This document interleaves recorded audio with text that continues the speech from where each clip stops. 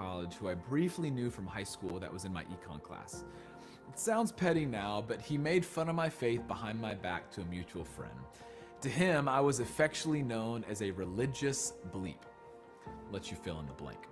The last thing I wanted to do was to love him. In fact, I'd walk into econ class thinking, I'll show you what a religious bleep really is. Just being honest, I never did. But here is a difficult truth I have learned in my few years here on earth. That one of the hardest yet most courageous things I'll ever do is choose to love someone I don't feel like I have the capacity to love, or if I'm being really honest with you, just don't want the capacity to love.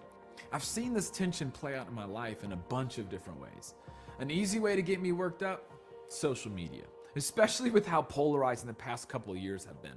I can't tell you how many times I've come across a post on social media from a friend or a family member that I just flat out disagree with. I get so frustrated, write them off, and then start warming up my thumbs for a response, only to be stopped by my wise wife, Julie. She either stops me or filters my response 100% of the time. There are people in my life that have hurt me and betrayed my trust, and if I'm being honest, I want nothing to do with them. There are people I know that have hurt those I love, and my Papa Bear is ready to rumble. I know I'm not alone on this one, which is why what Jesus said in the Sermon on the Mount is so challenging. He said, love your enemies and pray for those who persecute you. Leave it to Jesus to take it a step further. Love, not just people you don't like, love your enemies. And then not just love them, pray for those that oppose you for your faith. This is difficult. Scary, maybe even just doesn't seem really fair. But then I remember that I was once an enemy of God, and Jesus' love brought me close. Love might look like not giving up on them, even if you completely disagree with the decision they make or a lifestyle they lead.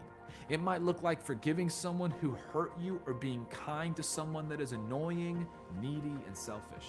I'm confident that if we are willing, the Spirit of God gave us will give us the courage to love no matter who we face.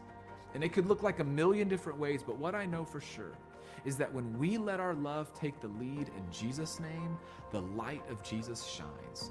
God gets the glory, and His kingdom is built here as it is in heaven.